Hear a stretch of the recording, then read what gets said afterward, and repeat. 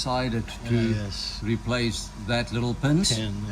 That just misform this whole thing with a nut and a bolt, and then just punch it so that it won't come off. Right. And so we had to make a little bit of a recess so that can now go in there. Come on, yeah, a little bit more.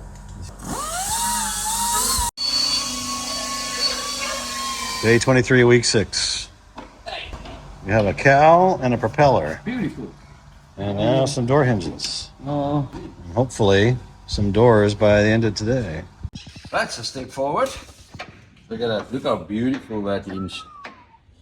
Man. Installed by a professional. Oh. Professional. Yeah, mate. Yeah, don't try this at home. 30 plus airplanes under his belt. Hey, I tell you. It's about that much. Ah, from the front. From the front. All right. So, if I then use this little thing, because you just see this hinge sits like that. If you use this little thing, and this sit at the bottom, that'll give me very close to where that hole is gonna be. And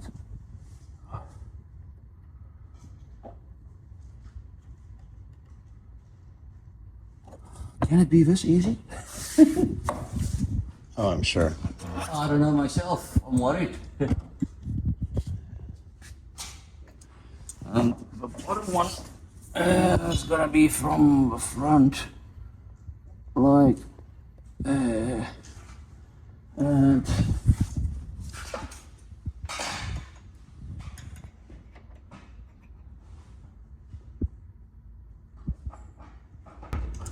you can do this a little bit better by, what do I call that? A parallax fault. Is it? Parallax fault.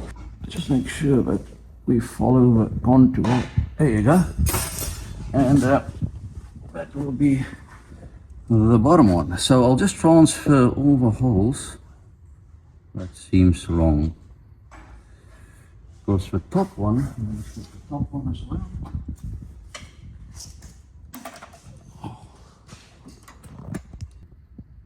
There you go. Oh, very close, very close. And we will do the same thing. This thing goes in like that. No. Yeah. Huh? Like that, huh? Mm-hmm. Yep. So like that.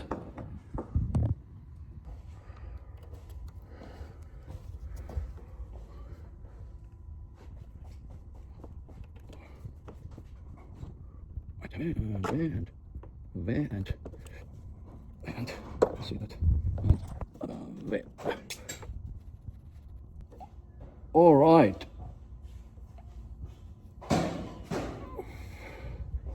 So, see this? You can get your hand in there.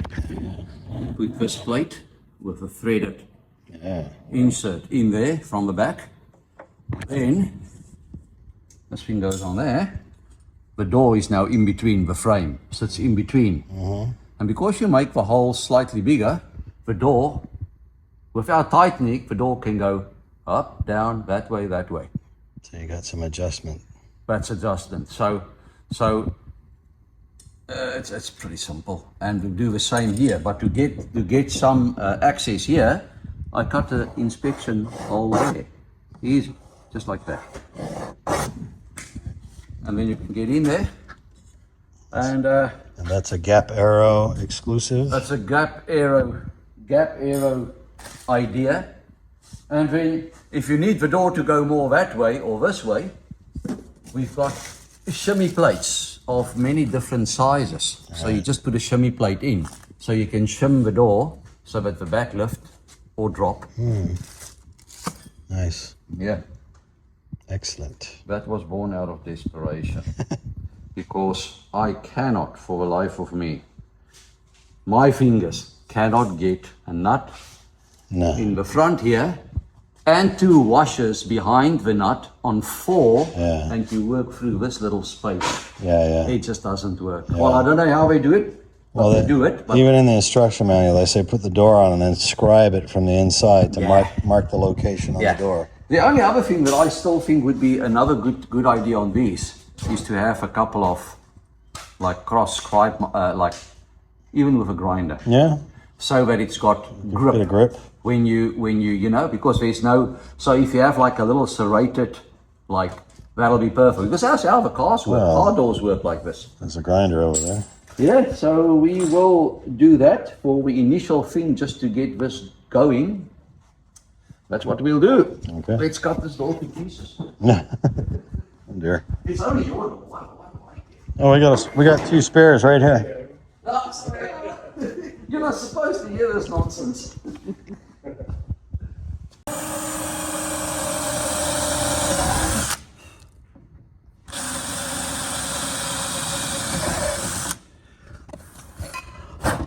Okay, so these holes are now going to be made probably about 6 millimeter, which means we've got 2 millimeters each way to move a door up or down.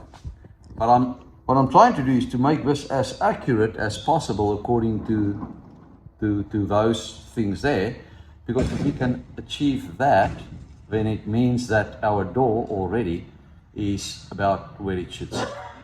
Right. So you don't have to move a lot in or out. And if you have to lift the door back so that it goes up higher or lower, then you just put another spacer here. So you space it so that the old door does that or that. That's the theory. Yeah. Now, do these go on the inside? Yeah, these go on the inside. I'm just using this as a drilling template. Sure. So this will go on the inside. These holes will now be made bigger. Yep. And so that's going to be, this is going to be, I mean, the factory supplies you a 4 millimeter. So if you make this little plate and thread it, make it a 4 millimeter. Right. But these are now pre-made for 5 mils. So we need to go get some 5 mil bolts, which is my job. which say, yeah. Okay. He's already doing stuff without me. Just cutting a little inspection panel.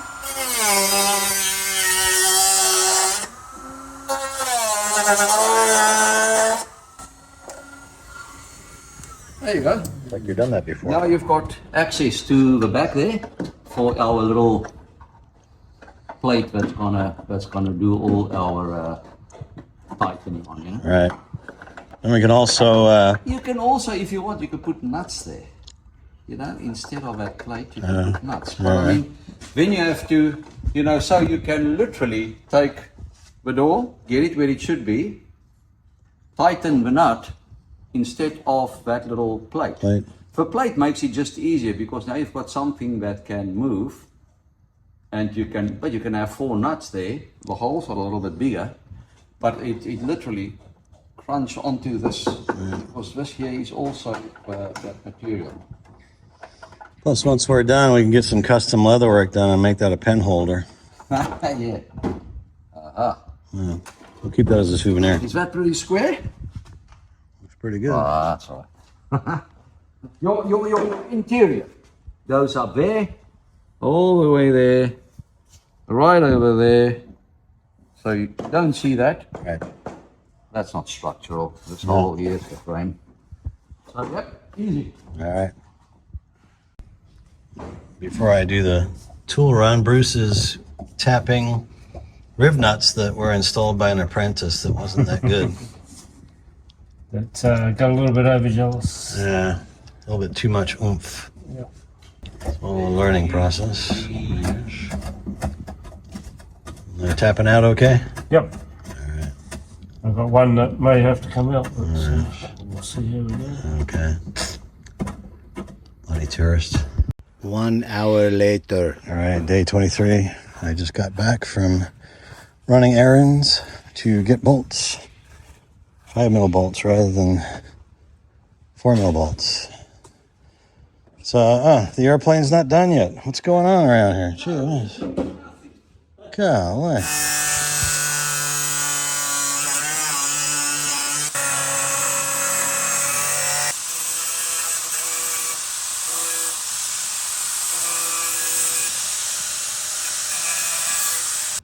Bruce is modifying the mounts on the front here to make it fit better. Look at this. What's that? So far, so good. So far, so good. All right, good. And Errol is. Spot us some screws there. I got you some screws. Hey. Bolts, actually. Bolts. So you won't be able to say you got a screw loose. Screws are better, but bolts is also okay. Well, bolts will work better with this mounting panel you got. That's our little magic drill bit there, but this is hopefully this is 6. Now it's 5.4. Okay, do we have a 6 mil somewhere on this table? I think this is 6 mil. Oh, this is 7. All right, so now that you're down on the ground again, laying down on the job, what were you doing in your modifying? The front spat is sitting very crooked like that. So that's an exaggeration. Yeah. So we're taking these plates off, drill the holes a fraction bigger, and move one down and one up. And now it lines up. Then we just ground a bit of fiberglass out of there to give a bit of clearance around the wheel. Right. And hopefully it'll fit. You put Loctite back on those bolts so they don't go anywhere? I will do, yeah. Right. Yep. And then you're going to start drilling the holes in the side, right? Yep. So that's the mounting hole, and then in front of that is the toe holes? Yeah, the toe hole. Toe bar hole? The toe bar goes about there and about there. Right. Excellent. So hopefully. And then the spats that came for the main gear are too big on the top openings. Not made very well, so those are on order. Hopefully arriving soon. And we did get our actual brake calipers that go with the wheels. Remember Errol, you've probably forgotten, I reckon. Remember the one that had the wrong brakes on? He was going to, That's right. Yeah, he said he was going to get the spats off. he got spats for a supposed Matco installation, which is what we have. Yeah. But it was an actual Behringer airplane, so maybe we'll get those spats. That's right. Save some time on shipping. We can get this baby up in the skies sooner than later, if that's even possible. That'd be great. So you can see the aftermath of James's measurements when he was cutting down the cowling. This is where the top cowling came down to here, this line. And he had to trim all that away. And then same here on the back. We were unfortunately running around town looking for other parts and stuff. But yeah, he had to take off quite a bit here. So you building your slings at home, expect to cut quite a bit off the cowling when they arrive.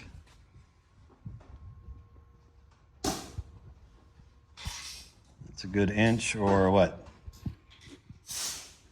20, 30 mil?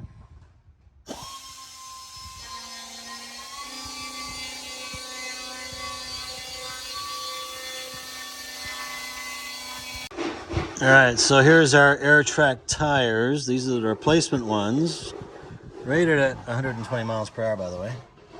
So, but the difference with these is they actually come with brake calipers, which we were missing on our kit. So there you go. So yesterday, Errol brought in a bunch of Christmas presents, and one of them was this, which is the Avionics rack channel, where the big connectors mount in the center console. So it goes in here somewhere like that. And apparently there's some other things that hold it in place.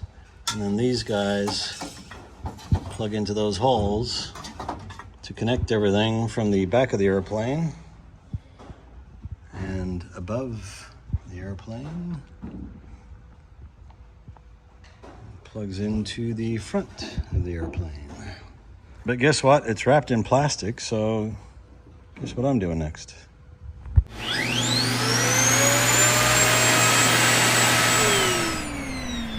We're back in here again, repairing some tourists' failed attempt at rib knotting. All right, Alcantara choices. There was a really bright yellow one called Gary on the website, and Bruce was joking about getting that. That's probably the lemon gelb. These are all in Deutsch.